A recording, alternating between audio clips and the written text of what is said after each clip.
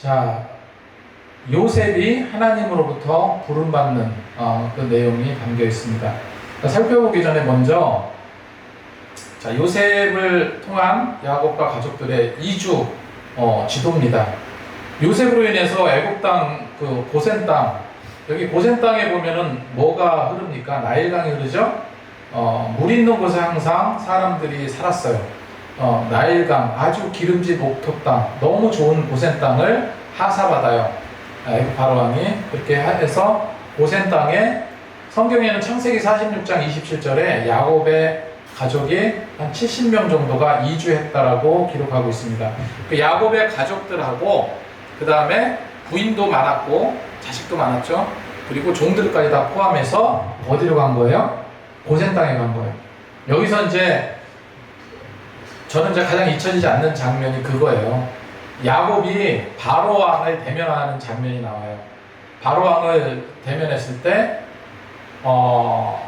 내 연수가 많지는 않으나 바로왕에게 그렇게 말해요. 야곱이 이제 백발이 성성한 노인네지만 뭐라고 이야기합니까? 내가 연수가 많지는 않지만 험악한 세월을 살았나이다. 그러니까 그의 인생을 우리가 이해할 수 있는 부분이 그거예요. 어떤 인생을 살았다고요? 험악한 인생을 살았다. 아무튼 그런 대면의 내용도 나오고 야곱과 가족은 70명 이상이 고센 땅에 정착하게 됩니다. 저기 끄트머리 여기 정착하게 되는데 요셉도 죽고 그를 잘 대해줬던 바로왕도 죽고 몇 대가 흘러갑니다. 그러니까 70명이 여기서 고센 땅에서 정착해서 히브리 민족 해가지고 히브리 소수민족이 여기서 살았던 거예요. 그렇게 살았는데 점점 가면 갈수록 압박받고 핍박받고 서름당하고 이 소수민족이라는 그런 것도 있지만 사실은 이 애굽이라는 나라 입장에서 보면은 뭐예요? 하잘것없는 민족이 껴들어와서 사는 그 느낌밖에 안 되는 겁니다. 그래서 점점 더 냉대를 받고 어려움을 당하고 이러다가 100년이 지나고 200년이 지나고 한 400년 정도 지난 뒤에 출애굽을 할 당시 그 당시까지는 이미 히브리 민족들은 노예로 전락되어 있었습니다. 노예로 전락되어 있었는데 그때 당시 출애굽기 12장 37절 말씀을 보면 장정만 60만 명이었더라 했습니다. 장정만. 부녀자들과 아이들까지 합하면 200만 명이 넘겠죠.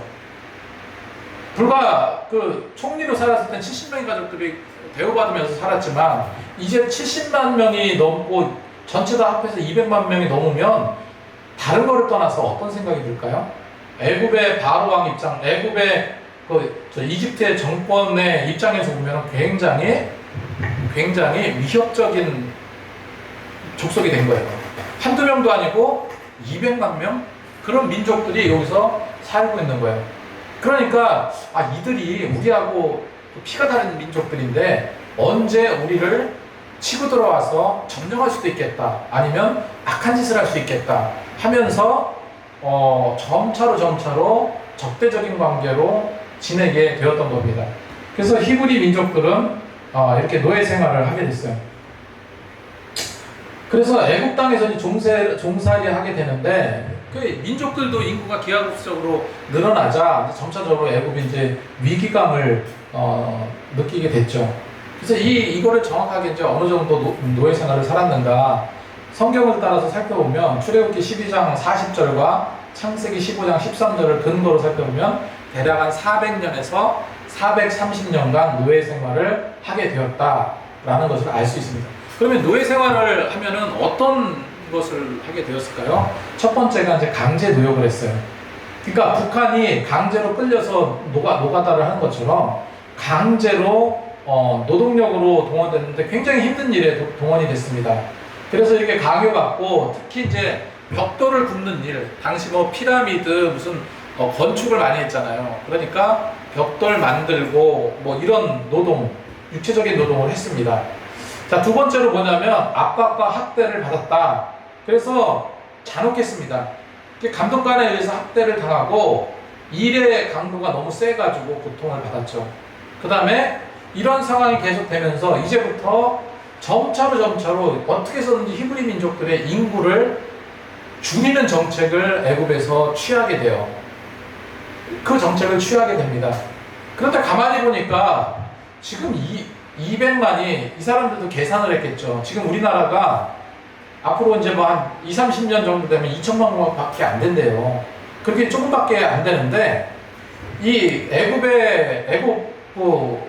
왕조가 걱정했을 거 아닙니까? 지금처럼 늘어난다면 앞으로 100년, 200년 후에 히브리 민족들은 어느 정도 인구가 될까? 어마어마하게 불어날 거라고 생각을 하기 때문에 나중에는 감당을 못할 거다. 그럼 인구 억제 정책을 펴자. 그래서 어떤 거를 펴게 됩니까? 출애굽기 1장 15절 22절에 무조건 남자아이는 죽이자. 태어나게 되면은 남자 신생아 중에 여자는 살려두고 남자아이는 다 죽이는 정책을 펼치게 됩니다. 그리고 자유를 박탈해버렸어요. 그러니까 자유롭게 활동할 수 없는, 그냥 북한처럼 뭐 이렇게 통제된 사회는 아니었습니다. 그런데 어쨌건 자유의 억압을 받고 사회적인 지위는 노예 신분이었고 기본적인 인권조차 보장받지 못하는 삶이 계속되었던 거예요. 그런데 성경을 보면은 그럼에도 불구하고 개인의 사유재산은 인정했어요. 그러니까 노예는 노예지만 어떤 노예는 좀 부자 노예도 있고 어떤 노예는 잘 사는 노예들도 있었다는 겁니다. 자, 그래서 우리의 출애굽의 리더 모세는 그런 역사적인 과정 속에서 탄생을 하게 됩니다. 그래서 모세는 그 히브리 민족들 노예 가정에서 당시 노예 가정에서 태어나서 3개월 동안 숨겨졌다. 출애굽기에 기록하고 있습니다. 3개월 동안 원래는 숨길 수가 없는데 어떻게 해서든지 이렇게 숨기고 해가지고 3개월 동안 숨겼어요. 근데 아이가 점점점 커가면서 어떻게 해요? 울음소리가 점점 커지고 도저히 이제 할 수가 없는 거예요. 그래서 하나님께 모든 것을 맡겨버립니다. 자, 출애굽기 2장 3절 10절에 모세는 나일강에 뛰어서 바구니에 넣어져서 파라오의 딸에게 발견이 됩니다. 근데 성경을 가만히 보면 너무나 큰 은혜가 되는 게 뭐냐면 이게 모든 것이 나일강에 그냥 바구니에 역청 발라가지고 모세를 넣고 그냥 흘려보내서 될 대로 되라 이런 게 아니고요. 처음부터 계획을 세웠어요. 아주 치밀한 계획을 세웠습니다. 자, 출애굽기 2장 3절에서 10절 말씀 보니까 제가 쭉 읽겠습니다. 더 숨길 수 없게 되매 그들을 위하여 갈대 상자를 가져다가 역청과 나무 진을 칠하고 아기를 거기에 담아 나일강 강가 갈대 사이에 두고 그의 누이가 어떻게 되었는지 알려고 멀리 섰더니 이렇게 기록하고 있어요. 어떻게 됐는지 멀리 섰더니 했습니다.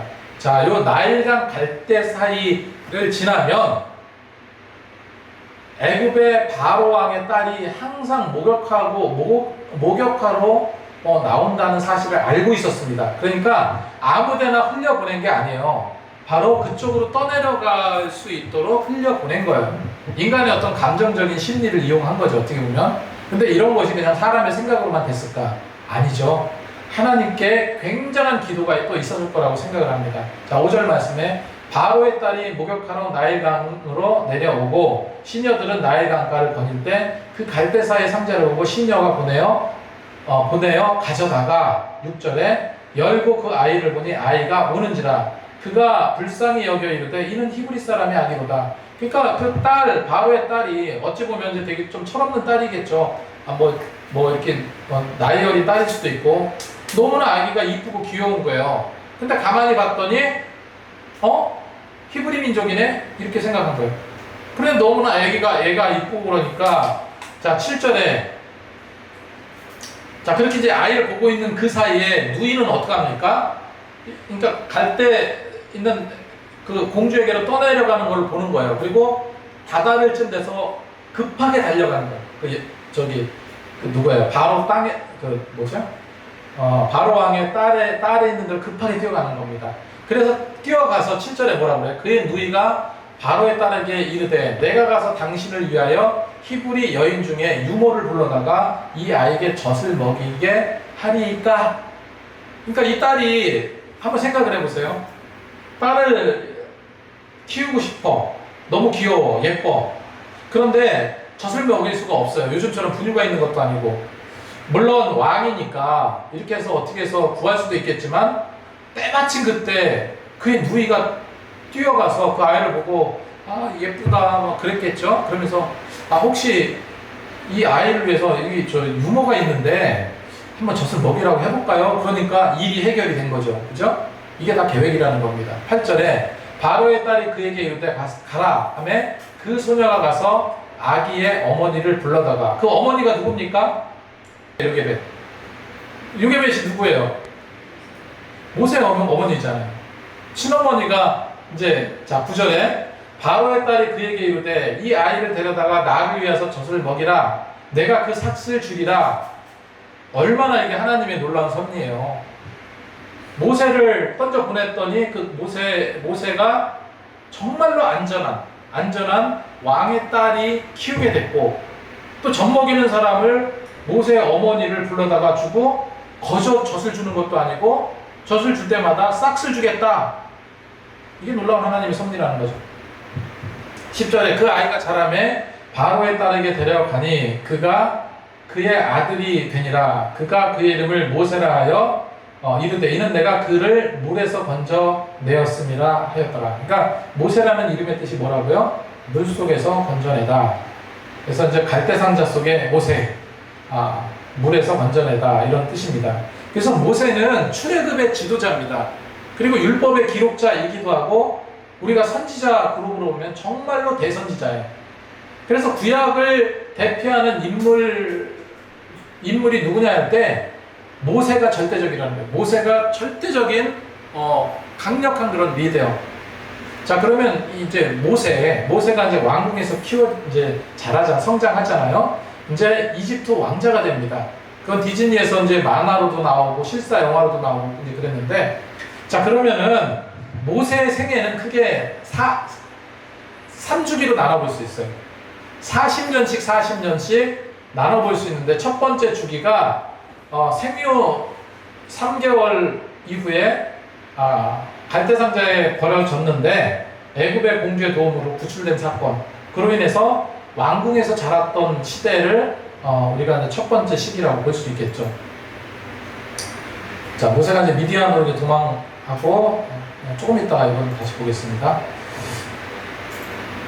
중간에 내용들을 내가 많이 첨부했는데, 자, 그 다음에 두 번째는 뭐냐면, 거기서 살았는데 두 번째 어떤 일이 있습니까? 제가 모세를 좀 심하게 이야기해서 성격 파탄자다라고 말씀드린 적도 있어요. 굉장히 다혈질입니다. 굉장히 다혈질이고 그런 성격을 가지고 있어요. 두 번째가 뭐냐면, 나이가 40세가 됐는데 자기 동족들의 생활상을 보고 참 처참함을 느껴요. 그래서 동족들이, 이스라엘 백성들이 너무나 힘들게 노력하는 모습을 보는데, 그 중에 어떤 장면을 봅니까? 애굽의 그 애굽인에게 히브리 민족들이 괴롭힘 당하는 것을 보게 됩니다. 자, 저 모세는 아주 다혈질이라고 했죠? 너무너무 화가 났어요. 그 모습을 보고. 그래서 돌로 쳐서 죽이잖아요. 돌로 쳐서 죽이고 땅을 파서 탄원할까봐 어떻게 해요? 애굽의 저기를 탄원할까봐 숨겼어요. 숨겼는데 그게 이제 드러나게 됐죠. 그래서 어떻게 됩니까? 도망쳐서 두 번째 기간이 뭐냐면, 이제 살인자가 되고 도망자가 되고, 그 다음에 목자인 그 양치기로서의 삶을 40년간 살아갑니다. 그게 모세의 두 번째 인생이에요. 그러면 우리가 이렇게 생각할 수 있어요. 저도 처음에 그게 좀 많이 의문이었는데, 아니, 이집트의 왕이라며, 이집트의 왕자라며, 근데 이집트의 왕자인데 어떻게 쫄다고 한 명 죽였다고 살인자가 되고 그것 때문에 도망가느냐? 이게 말이 안 되지 않느냐? 어떻게 생각하세요? 말이 충분히 됩니다. 왜냐면은, 자, 보세요. 왕궁 안에서 왕자로 자랐지만 분명히 얘는 자기랑 틀리다는 것을 알아요. 하지만 어머니의 사랑으로 계속 키웠기 때문에 그 왕자로서 대우를 해준 것 뿐입니다. 그런데 누구를 죽인 거예요? 애굽 사람을 죽였습니다. 모세는 히브리 사람이에요. 어쩌면 왕이더라도 히브리 사람이에요. 근데 애굽 사람을 죽였어요. 자, 머릿속에 뭐가 떠오르지 않으세요? 유대인들이 거기 있는 히브리 민족들이 어떻게 생각할까요? 야, 우리의 지도자는 모세다. 우리가 이제 해방될 수 있다. 이건 뭡니까? 이건 절대 권력의 도전으로 볼 수 있어요. 다시 말해서 모세라는 이 사람이 자기 애굽의 왕자가 아니라 이제는 히브리 민족들을 지도하고 이끌 수 있을 만큼의 지도자로서의 모습이 보이는 겁니다. 그냥 어떻게 해요? 안 되겠다는 거예요. 죽여버려야 되겠다. 결국은 이런 낌새를 눈치를 채고 어떻게 하는 거예요? 도망갑니다. 단순히 만약에 히브리 그 애굽의 왕자였다면 진짜 뭐 쫄다고 한 명 죽이는 거 일도 아니죠. 그런데 모세였기 때문에 히브리 민족이 그 짓을 했기 때문에 결국은 이런 사단이 난 거예요. 그래서 도망을 칩니다. 그리고 영화 같은 데 보면 막 그 모세를 쫓아다니고 막 잡으러 가고 이런 내용도 나오잖아요. 그래서 양치기로 이제 40년간 살아갑니다. 그렇게 도피 생활을 80세까지 하게 돼요. 출애굽기 2장 16절 이하를 보면 80세까지. 그리고 미디안이라는 땅으로 도망을 해서 그곳에서 그 미디안 족속들이 사는 그곳에 제사장으로 있는 제사장의 딸 십보라와 결혼을 하고 두 아들을 얻게 됩니다. 그래서 호렙 광야에서 장인 이드로의 목자가 돼서 열심히 양을 치고 살았습니다. 그러던 중에 그러니까 우리가 모든 것이 그래요. 우리가 예수를 믿게 되는 것도 소명이 있어서 그게 가능했던 겁니다. 그게 무슨 말이냐면 마음의 움직임이 없었다면은 그냥 80세 넘어서 90세 이제 안락한 노후를 보낼 수 있는 그 노인으로서 삶이 끝났을 거예요. 근데 마음속에 뜨거움이 그에게 생긴 거죠. 우리가 주를 믿을 때도 마음의 이런 뜨거움, 주를 믿고자 하는 마음의 움직임, 그런 콜링이 없었다면은 우리가 예수를 믿을 수가 없는 겁니다. 자, 모세가 80이 넘었는데, 근데 히브리 민족들이 믿는 그 여호와, 야훼라는 신에 대한 이야기들을 많이 듣고 궁금해졌겠죠. 마지막 40년의 삶은 어떤 삶입니까? 이제 양치기를 떠나서 진정한 출애굽의 리더로 살아가는 그 삶에 하나님의 소명을 받는 그런 삶을 40년간 살아갑니다. 그리고 이제 하나님이 10가지 재앙을 통해서 출애굽의 이산을 실현시킵니다. 자, 제가 모세의 거절 멘트라고 했는데 어쨌건 호렙산에 갔더니 떨기나무가 있는데 그 떨기나무가 불이 붙었는데 불이 붙으면 떨기나무가 타야 되는데 나무는 타지 않고 불만 환하게 비친 거예요. 그때 처음에 제가 이제 읽었던 것처럼 신을 벗으라, 여기는 거룩한 땅이다 하면서 하나님과 대면합니다. 대면하면서 계속 이야기를 해요. 네가 네 민족, 고센 땅에 있는 네 히브리 민족들을 이끌고 내가 인도하는 적각골이 흐르는 그 가나안으로 네가 데려가라 라고 말씀하신 거예요. 근데 모세는 황당했겠죠. 이제 80이 넘은 노인이에요. 80이 넘은 노인이고 나는 벌써 양치는 자인데 내가 무슨 정치를 배웠어, 뭐를 배웠어, 아무것도 할 수 없는 그 평범한 그런 노인에 불과한데 하나님께서 가라 하시는 겁니다. 애굽 백성들, 이스라엘 백성들 데리고. 그때 모세가 뭐라고 거절합니까? 출애굽기 3장 11절 말씀에 모세가 하나님께 아뢰되 내가 누구이기에 바로에게 가며 이스라엘 자손을 애굽에서 인도하여 내리까? 나는 그럴 수 없는 자다. 두 번째 거절 멘트, 출애굽기 4장 1절에 이렇게 나옵니다. 모세가 대답하여 이르되 그러나 그들이 나를 믿지 아니하며 내 말을 듣지 아니하고 이르기를 여호와께서 내게 나타나지 아니하셨다리라. 그러니까 내가 가서 바로 왕에게 왕이여 우리 히브리 민족 200만 명 주십시오. 우리는 가나안으로 하나님이 가라고 하셨습니다. 라고 이야기했을 때 바로 왕이 어떻게 행동할까요? 그냥 웃겠죠. 미친놈이라고 하겠죠. 누가 200만 명의 공짜로 부려먹을 수 있는 노예를 누가 내줍니까? 그리고 모세가 그 얘기하는 거예요.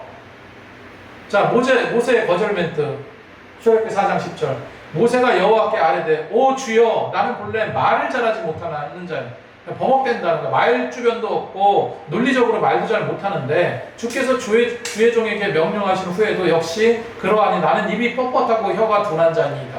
이렇게 자신을 이야기합니다. 그리고 출애굽기 4장 13절에 또 뭐라고 거절합니까? 모세가 이르되 주여 보낼 만한 자를 보내소서. 나는 아닙니다 라고 이야기합니다.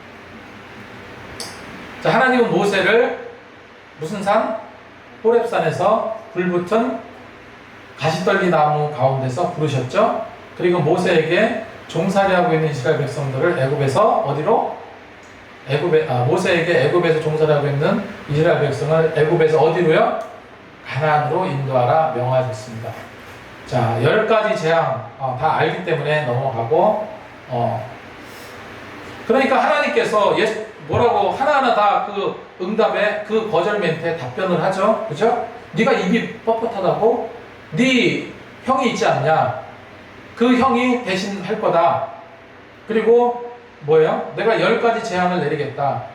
근데 이 10가지 재앙을 제가 그리라고 그랬더니 이렇게 그렸는데 피, 개구리, 이, 악질, 독종, 우강, 매기, 흑암, 장자의 죽음 이런 것들이 있는데 우리는 조금 더 알아야 될 부분이 있어요. 이런 재앙이 그냥 괜히 의미 없이 하나님께서 이런 재앙을 주신 것이 아니라 여기에 나와 있는 모든 것들은요 애굽의 신들이에요. 신들로 추앙받거나 이런 건데 그거를 진멸하는 의미가 담겨 있다는 겁니다. 그래서 10가지 재앙 잠깐만 이렇게 살펴보면 10가지 재앙과 이집트 신들이 있는데 나일강을 피로 변하게 한 사건이 있습니다. 그 나일강의 신 하피와 크롬을 대항하는, 그래서 나일강이 피로 변했다는 것은 물고기들을 죽이고 강에 악취를 풍기게 만들었다는 거예요. 그 다음에 개구리 재앙이 있었죠. 이 헥트라는 신이 있다고 합니다. 이 헥트라는 신은 개구리 머리를 가진 여신이에요. 그 다음에 이가, 득실득실한 이가, 이 개구라는 신을 대항한 그런 재앙입니다. 그 다음에 파리가, 온통 파리가 들끓게 됐죠. 케프리, 오시리스라는 파리와 관련된 신들입니다. 여기에 대항하기 위한 그런 재앙이에요. 그 다음에 가축이 돌림병으로 죽게 되는 질병이 있었죠. 아피스, 황소의 신과 하토르, 소의 여신을 대항한, 그 다음에 종기가 났어요. 의술과 치료의 여신인 이시스를 대항한 재앙입니다. 그 다음에 우박의 재앙, 폭풍과 혼돈의 신 세트와 하늘의 여신 누트를 재앙한 신이에요. 그 다음에 메뚜기의 재앙이 있는데 세르케트라는 신이 있는데 이 신은 메뚜기의 신이라고 합니다. 그 다음에 흑암, 특히 애굽에는 라라는 그런 태양신이 있었어요. 그 다음에 빛의 신이라는 호루스가 있습니다. 그러니까 굉장히 많은 다신 국가죠. 그래서 태양신, 그러니까 왕이 나중에는 죽으면 자기가 신이 된다. 이때부터 애굽의 왕은 신이 됐습니다. 그게 로마로 올라가서 로마의 황제는 신이었던 거예요. 그러니까 흑암의 재앙. 그 다음에 장자의 죽음은 파라오라는 이집트의 신격된 왕을 대항하는 그런 죽음이에요. 그러니까 이런 것들을 보낸 거예요. 그래서 하나하나 그들의 잡신들을 여호와 하나님께서 진멸하는 그런 의미도 담겨 있다 하는 겁니다. 자, 마지막 장자의 죽음은 어떻게 했습니까? 그러니까 문설주와 인방에 양의 피를 바르는 장면인데 여기 보시면 이제 문설주 인방과 이걸 제가 이제 물어봤어요. 문설주 인방과 문설주와 문설주 인방을 정확하게 거기에 피를 바르는 장면을 그려달라 했어요. 그랬더니 지가 알아서 이렇게 했습니다. 그러니까 밑에 바르고 위에 바르고. 그러니까 문설주가 하고 인방이 위치입니다. 거기에 어떤 거예요? 양을 잡아서 그 피를 문설주와 인방에 바르면 그 집만큼은 죽음이 떠나가게 했어요. 그 죽음의 천사가 지나가서 그 집안의 장자를 해치지 않는 사건. 이 사건이 무슨 사건입니까? 그 유명한 유월절 사건이에요. 피의 유월절 사건. 이게 이제 출애굽기 12장에 자세하게 설명되어져 있습니다. 그래서 모세가 이제 이집트로 돌아가서 이스라엘 민족을 이제 요구를 하기 위해서 이집트로 가죠. 결국은 이 10가지 재앙을 통해서 마지막 장자가 죽게 되잖아요. 그때는 더 이상 이 애굽의 바로 왕이 어떻게 할 수가 없었어요. 그래서 결국은 데려가라라고 이야기합니다. 그래서 정말로 놀라운 사건이에요. 이 가나안 땅으로 향하는 이스라엘 백성들, 역사상 이런 일들이 물론 이제 게르만 민족들의 대이동도 있었고 여러 가지 이동들이 있었지만은 정말로 장관이었을 거다 생각을 합니다. 모세와 이렇게 해서 가나안으로 향하는 이런 모습들. 그 200만 명이나 되는 많은 사람들이 아까 이제 사유재산을 가지고 있었다고 했잖아요. 그랬기 때문에 짐들을 챙기고 거기 자기 뭐 금부치라든가 아니면 이제 뭐 무슨 가축들 다 챙겨가지고 어디로 가는 거예요? 지금 가나안으로 뭐 말을 타고 갑니까? 뭐를 타고 가요? 그냥 걸어가는 거예요. 걸어서 그렇게 이동해 가고 있습니다. 근데 이 출애굽이라는 것은요, 이스라엘의 구원의 과정을 보여줍니다. 하지만 궁극적으로 이 출애굽 사건은 뭐를 보여주는 거예요? 정말로 죄 많은 이 세상에서 우리가 탈출해서 영원한 저 천국을 향하는 우리 믿는 자의 구원의 경로와 흡사한 겁니다. 그 구원의 경로를 보여주고 있는 거예요. 그래서 출애굽이 있기 전에 애굽의 통치자들은 바로의 반대에 직면했지만 하나님께서 애굽의 땅에 각종 재앙을 내리심으로 어떻게 해요? 애굽의 신들이 얼마나 무기력한 신인가, 얼마나 하찮은 신인지 그거를 보여주신 거죠. 그렇게 해서 하나님께서 결국은 인도해 내셨다. 이걸 우리가 기억했으면 좋겠습니다. 그리고 광야는 그때도 말씀드렸죠. 광야가 뭡니까? 사막이에요. 사막. 사람이 살 수 없는 곳, 풀 한 폭이 자라지 않는 곳입니다. 그래서 이스라엘 광야에서 어떻게 그 사막에서 40년 동안 살 수 있었을까? 놀라운 일입니다. 사막은 낮에는 덥고 밤에는 춥잖아요. 하나님께서 불기둥과 구름기둥으로 인도하시고 보호하셨어요. 그리고 이 계획하는 과정 속에서 하나님의 역사하심과 간섭하심이 놀라울 그런 그 기적 같은 사건들도 계속 이어집니다. 그리고 하나님은 홍해물을 가르고 이스라엘을 건너게 하셨고 추격하던 바로의 군대를 바닷물에 수장시켜버려요. 그래서 완전히 애굽 세력에서 벗어나게 만드셨습니다. 아이고. 그리고 물이 없을 때 반석을 쳐서 물을 내게 하시고 만나와 메추라기로 먹여 살리시고 그렇게 했습니다. 그래서 출애굽에 참여한 백성들, 여러분 가만히 한번 생각해 보세요. 모든 사람들이 100% 다 가지는 않았을 거예요. 모세를 따라서 가는 사람도 있었고 대부분 갔겠죠. 한 90% 이상은 갔을 겁니다. 근데 이러다가 우리가 정말로 죽임당하는 거 아닌가, 두려워서 안 간 사람도 있을 거고, 그리고 너무나 노쇠해서 너무나 노인들은 못 갈 거 아니에요. 정말로 연로해서 못 간 사람들도 있었을 겁니다. 그러니까 100% 다 가진 않았지만 거의 90%는 갔다. 그런데 그 숫자가 어마어마하다는 게 성경의 기록에 보면 출애굽 한지 1년이 지난 다음에 20살 이상의 남자들, 레위인들을 뺀 숫자가 60만 명이 넘었다. 그렇기 때문에 전체 인구를 추정해 볼 수가 있는 거죠. 전체 인구는 한 200만 명 이상 됐을 것이다 라고 추정을 하는 겁니다. 그리고 이제 모세가 이제 10계명을 받고 시내산에서 10계명을 받죠. 그러니까 예전까지는, 그 전까지는요, 법이라는 게 있긴 있었지만 명문화된, 그러니까 그 언어로 이렇게 기록된 그런 법이 없었어요. 근데 이때부터는 10계명을 통해서 이제 그 글로 된 그런 계명이 생기게 됩니다. 그리고 모세는 가나안에 못 들어갔죠. 120세에 느보산에서 약속의 땅을 바라보며 죽습니다. 출애굽에 대한 여정은 다음 주에 이어서 하겠습니다. 이 출애굽에 대한 여정, 이거를 간단하게 다음 주에 한번 살펴보도록 하겠습니다. 자, 그래서 우리가 기억할 것은 어쨌건 하나님께서 모든 과정을 다 만드신 거예요. 모든 과정을 다 만드시고 모세는 정말 그 말이 맞아요. 자기는 힘도 없고 능력도 없고 갈 만한 그런 여건이 안 되지만 하나님께서 다 그렇게 되게 하신 겁니다. 마찬가지로 하나님께서 우리 기쁨의 교회 되게 하실 줄로 믿습니다. 그렇게 믿고 나가시는 저와 여러분이 되시기 바랍니다.